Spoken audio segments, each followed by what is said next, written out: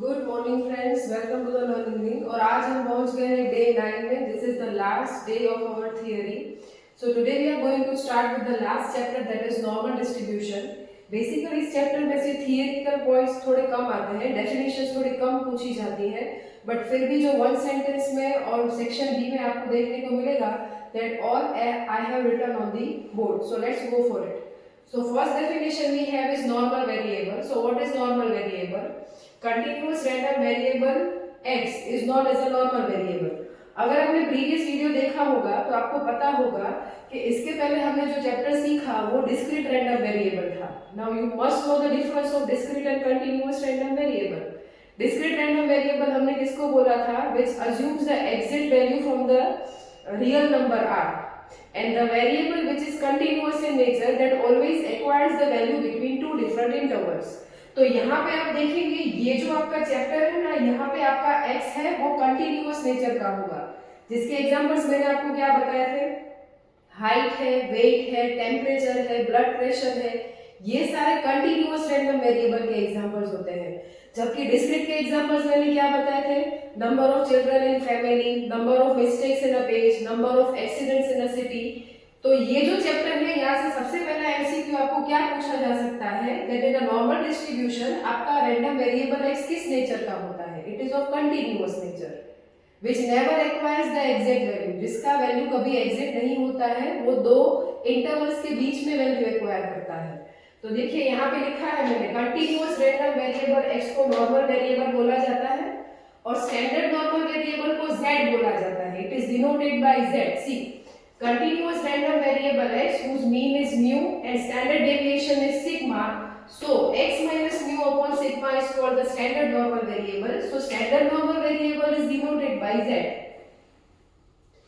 right? ये आपके explanation के लिए कि चैप्टर क्या है। अब पूछा क्या जा सकता है? सबसे पहला सवाल, normal curve, the curve of normal variable x का जो कर्व होता है उसको नॉर्मल कर्व बोलेंगे, और जो z का कर्व होता है, z का curve, that is known as the standard normal variable. बच्चे अक्सर कंफ्यूज हो जाते हैं नॉर्मल कर्व और स्टैंडर्ड नॉर्मल कर्व में। तो नॉर्मल वेरिएबल x का जो कर्व होता है वो नॉर्मल कर्व होता है, और जो स्टैंडर्ड नॉर्मल वेरिएबल x का z का कर्व होता है that is standard normal curve. अब दोनों में काफी सिमिलरिटीज है। कर्व की अगर बात करें तो प्रॉपर्टीज पूछी जाएगी। ये क्वेश्चन आईएमपी है, please note down, important question. What are the properties of, अगर नॉर्मल कर्व की पूछेंगे या स्टैंडर्ड नॉर्मल कर्व की पूछेंगे, तीन दोनों में प्रॉपर्टीज सेम आएंगी। First, it is a bell shape curve. Second, its skewness is zero, क्योंकि वो सिमेट्रिक है। आपको सिमेट्रिक का मीनिंग पता होना चाहिए। This is symmetric curve. कल हमने सीखा था हमारी वीडियो में सिमेट्रिक क्या होता है, पॉजिटिवली स्क्यूड क्या होता है, नेगेटिवली स्क्यूड क्या होता है। तो ये दोनों की प्रॉपर्टी में सबसे पहली आएगी, it is a bell shape curve. इसका स्क्यूनेस जीरो होता है, इसीलिए ये सिमेट्रिक होता है, और इसके जो एंड्स होते हैं, एंड्स, ये जो हम कर्व ड्रॉ करते हैं उसके जो एंड्स होते हैं वो कभी एक्स एक्सिस को टच नहीं करेंगे। तो ये प्रॉपर्टीज ध्यान में रहे। नाउ इससे भी ज्यादा इंपॉर्टेंट क्वेश्चन कौन सा है? तो हम आपको पूछेंगे density function, density function of x। ये फंक्शन आपने टेक्स्ट बुक में बहुत बार देखा होगा, बच्चे देख के डर जाते हैं कि ये क्या है। इसका बेसिकली कोई यूज नहीं होता है, यहाँ से आपको म्यू और सिग्मा का वैल्यू उठाना होता है। That is the only thing you need in the sum, right? तो ये डेंसिटी फंक्शन कैसे लिखा जाता है? This is how we write the density function of x। This is the density function of x and this is the density function of z। समझ आ रहा है? दोनों में थोड़ा सा ही फर्क है। क्या फर्क है वो मैं आपको बताती हूँ। इस जो आपका स्टैंडर्ड नॉर्मल वेरिएबल z होता है ना, उसका डिस्ट्रीब्यूशन, उसका मीन जीरो होता है। 1 मार्क में पूछेंगे, आईएमपी क्वेश्चन है, ध्यान देकर।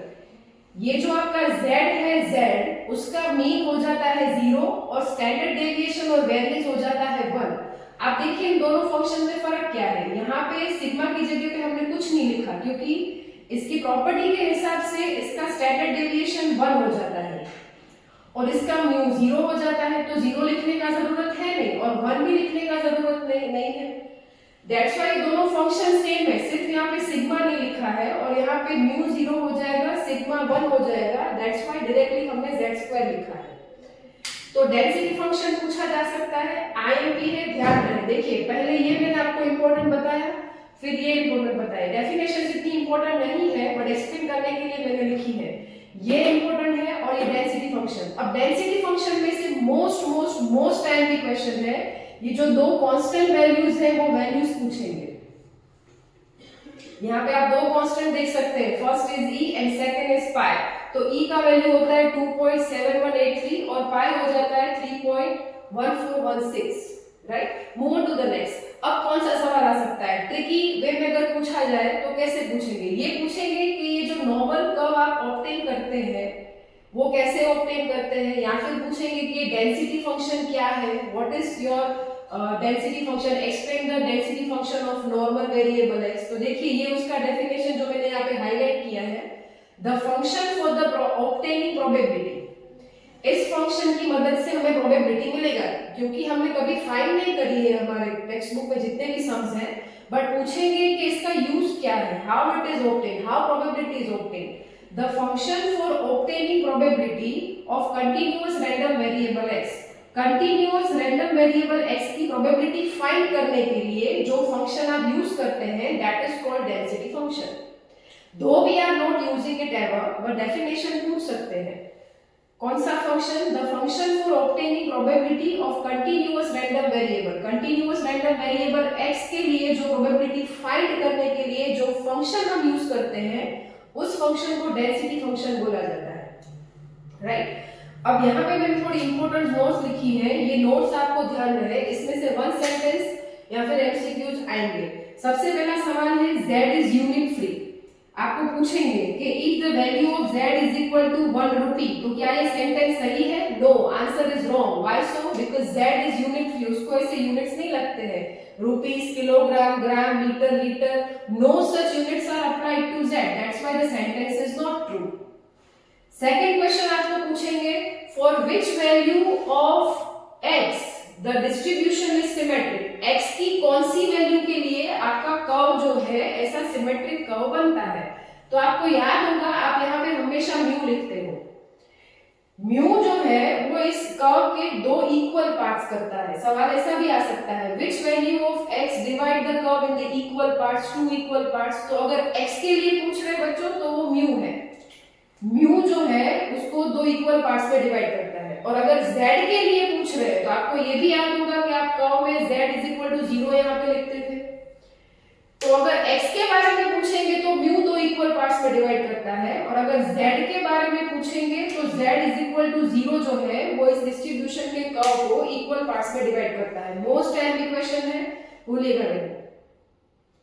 इसके बाद एक और सवाल आ सकता है, अगर आपका x जो है वो फाइनाइट वैल्यू अज्यूम करता है, फाइनाइट वैल्यू, तो प्रोबेबिलिटी कितना आएगा? अब सवाल ये है, फाइनाइट वैल्यू अगर x अज्यूम करेगा तो वो तो डिस्क्रीट वेरिएबल हो जाएगा, हमने कल सीखा था। ये तो कंटीन्यूअस वेरिएबल है, तो अगर आपका x जो है वो फाइनाइट वैल्यू अज्यूम करता है तो उसका प्रोबेबिलिटी हो जाता है 0, बिकॉज़ कंटीन्यूअस वेरिएबल कभी फाइनाइट हो ही नहीं सकता। कंटीन्यूअस वैल्यू कभी फाइनाइट नहीं हो सकता, इसीलिए उसका प्रोबेबिलिटी क्या आ जाएगा? 0। आईएमपी क्वेश्चन है, नोट डाउन। फिर पूछा जा सकता है ये डिस्ट्रीब्यूशन की कंडीशंस क्या है।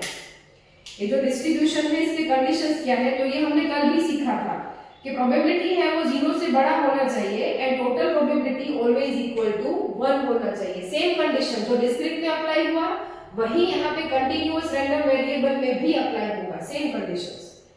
अब ये सवाल, लास्ट वाला क्वेश्चन, ये कर्व कैसे ड्रॉ किया जाता है? तो पेंसिल से तो ड्रॉ करते हैं हम, बट कैसे बनता कैसे है? तो देखिए उसके लिए, how the normal curve is drawn. See, normal curve is drawn by different values obtain by placing the value of random variable x in the density function. पहले हमने सीखा डेंसिटी फंक्शन क्या है, तो उसमें क्या बताया हमने, ये फंक्शन वो है जहां पे हम x का वैल्यू प्लेस करके प्रोबेबिलिटी फाइंड कर सकते हैं। अब ये कर्व कैसे ड्रॉ किया जाता है? नॉर्मल कर्व इज ड्रॉन, कैसे ड्रॉ किया जाता है? Bye different values obtained by placing the values of random variable x into density function. उस डेंसिटी फंक्शन में x का वैल्यू लगाओ, उस वैल्यू के अकॉर्डिंग कर्व ड्रॉ किया जाता है, right. This is how the normal curve is drawn. अब ये छोटे छोटे फॉर्मूलाज हैं जो आपको यूज होंगे एमसीक्यू सॉल्व करने के लिए, और इसके बाद एक और मैं आपको स्लाइड भेजूंगी जिसमें आपको इंपॉर्टेंट एरियाज जो भी वन सेंटेंस और एमसीक्यू में आ सकते हैं। ये देखिए, ये है x के formulas and these are the formulas for z। जैसे कि QD मतलब क्वार्टाइल डेविएशन कैसे फाइंड होता है 2/3 सिग्मा। और अगर z के लिए QD चाहिए तो वो सिर्फ 2/3 हो जाएगा। सिग्मा क्यों नहीं लिखेंगे, क्योंकि हमने यहाँ पे देखा अगर z की बात करेंगे तो उसका स्टैंडर्ड डेविएशन और वेरिएंस 1 हो जाता है, इसीलिए यहाँ पे स्टैंडर्ड डेविएशन नहीं लिखा है। इसके लिए एक और फॉर्मूला है QD के लिए, ये जो है वो अप्रोक्स फॉर्मूला है, ये वाला 2/3 सिग्मा, ये ज्यादा रिलायबल है, Q3 - Q1/2। MD का फॉर्मूला है 4/5 सिग्मा, यहाँ पे नहीं आएगा सिग्मा क्योंकि इट इज 1। Q3 और Q1 को एक्सट्रीम क्वार्टाइल्स भी बोलते हैं। क्या बोलते हैं? Extreme quartiles. अगर पूछेंगे तो वो आपसे Q3 और Q1 पूछ रहे हैं तो उसका और हाँ, इसको मिडल 50% भी बोलते हैं। Q3 और Q1 को क्या बोलते हैं? मिडल 50% के लिए भी ये फॉर्मूला अप्लाई होगा। देखिए, सिर्फ ये बोर्ड वर्क देखने से समझ नहीं आएगा। If you go through the video, आप पूरा वीडियो देखेंगे तो समझ आएगा। बहुत सारे पॉइंट्स ऐसे होते हैं जो मीनवाइल हम एक्सप्लेन करते हैं। तो इसको हम एक्सट्रीम क्वार्टाइल्स भी बोलेंगे, इसको मिडल 50% भी बोलेंगे, और उसका फॉर्मूला है म्यू प्लस 0.675 एंड माइनस 0.675। यहाँ पे म्यू हट जाएगा क्योंकि वो 0 हो जाएगा z के लिए, यहाँ पे सिग्मा भी हट जाएगा क्योंकि वो 1 हो जाएगा, राइट। और एक और बात, ये सिमेट्रिक डिस्ट्रीब्यूशन है, इसीलिए यहाँ पे जो वैल्यू मीन का होगा वो मीडियन, वो मोड, वो सेकेंड क्वार्टाइल, वो फिफ्थ डिसाइल और 50th परसेंटाइल का भी होगा। अगर आपको सम में ऐसा वो बता रहे हैं कि मीडियन 50 है और सिग्मा 2 है तो डरना नहीं है। मीडियन में वही म्यू है, वही z है, वही आपका Q2 है, वही D5 है, वही आपका P50 है। समझ आया? अब इसके बाद जाइएगा नहीं, एक और स्लाइड में आपको इंपॉर्टेंट एरियाज बताने हैं। अब देखिए, ये है इसके इंपॉर्टेंट एरियाज। ये आपने काफी बार एमसीक्यू में देखा होगा कि वो हमें एरिया बता देते हैं और पूछते हैं उसका लिमिट कैसे मिलेगा, लिमिट का फॉर्मूला क्या बनेगा। अब समझिए एरिया और लिमिट में फर्क क्या है। एरिया मतलब आपको प्रोबेबिलिटी दिया गया है और आपको उस प्रोबेबिलिटी का इंटरवल पूछ रहे हैं। x1 से x2 जैसे हम इंटरवल्स बनाते हैं ना, तो वो आपको एरिया बता के पूछेंगे इसका लिमिट बताओ, इसका लिमिट कौन सा होगा। तो आपको यहाँ फिर उल्टा पूछ सकते हैं, लिमिट दे के पूछेंगे इसका एरिया बताओ, एरिया मींस प्रोबेबिलिटी बताओ। तो देखिए आपको कैसे काम करना है। अगर ये लोग आपको एरिया बता देते हैं तो सबसे पहला काम आपको एरिया को डिवाइड बाय 2 करना है। एरिया डिवाइड बाय 2 होगा तो फिर देखिए, जैसे कि मैंने यहाँ पे अज्यूम किया है 6 से 2 से, उसको डिवाइड किया तो हमें वैल्यू मिला 3413। अब ये आपका प्रोबेबिलिटी है, उसके लिए z का वैल्यू चेक करें तो आपको मिलेगा 1। 3413 के लिए z का वैल्यू होता है 1, तो उसका लिमिट का फॉर्मूला बनेगा प्लस और माइनस 1 सिग्मा, म्यू प्लस और माइनस 1 सिग्मा। अब ये आप कहीं भी अप्लाई कर सकते हैं। जैसे कि देखिए यहाँ पे मैंने और 4 एरियाज लिखे हैं, सेम प्रोसेस आपको फॉलो करना है। 0.9545 अगर एरिया दिया है और लिमिट पूछ रहे हैं तो क्या करना है, उसको डिवाइड बाय 2 लगाएंगे तो वो हो जाएगा 4773। अब 4773 के लिए अगर आप z ढूंढेंगे तो वो आएगा 2 में। तो देखिए फॉर्मूला क्या बना, प्लस और माइनस 2 सिग्मा। बट मैम ये तो बहुत डिफिकल्ट है, याद कैसे रखेंगे। आपको एरिया याद नहीं रखना है, आपको z का वैल्यू याद रखना है। 1 2 3 1.96 एंड 2.575। 1 2 3 1.96 एंड 2.575।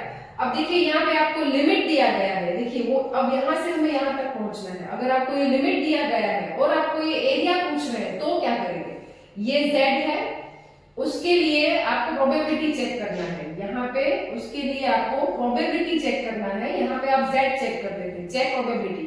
ये z का वैल्यू है, इसके लिए प्रोबेबिलिटी चेक करेंगे 1 के लिए तो आएगा 3413, उसको मल्टीप्लाई बाय 2 लगाना है। यहाँ पे हम लिमिट तक पहुंचने के लिए डिवाइड बाय 2 करते थे, यहाँ पे एरिया तक पहुंचने के लिए भी मल्टीप्लाई बाय 2। ये मैंने एग्जांपल यहाँ पे सेट किए हैं 2 3 1.96 और 2.575। याद रखना इजी होगा कंपेयर टू द एरिया। और एक और ये सवाल, ये इक्वी डिस्टेंस है, एमसीक्यू में आएगा कि देखिए ये है फर्स्ट क्वार्टाइल, थर्ड क्वार्टाइल और ये मीडियन बोल सकते हैं, इसको Q2 भी बोल सकते हैं। तो पूछना क्या चाहते हैं ये लोग कि ये जो फॉर्मूला है ये कैसे बना, ये Q3 plus Q1/2, this is the formula of mean, right. Mean बोलिए, Q2 बोलिए, मीडियन बोलिए, कुछ भी। everything is same, right? Now what we'll do, we'll shift q1 this side and we will shift median that side. So m plus m will be 2m. अब 2 को division में जाने देंगे तो q3 plus q1 upon 2 is equal to m. m मतलब median, mean भी बोल दो, मोड भी बोल दो, everything is same because this is symmetric distribution. I hope कि आपको ये वीडियो इंफॉर्मेटिव लगा होगा. अगर लगा है तो फिर लाइक करिए, आपके दोस्तों के साथ शेयर करिए. अगर आपको इसके अलावा भी किसी पॉइंट पे इंफॉर्मेशन चाहिए तो मुझे कमेंट बॉक्स में बताइए. Thanks for watching.